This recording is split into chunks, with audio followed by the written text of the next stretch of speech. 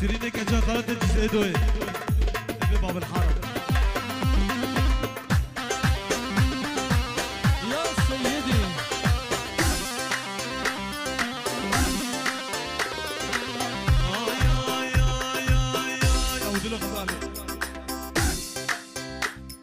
شيرين كجا خالد يا جوان وهيبته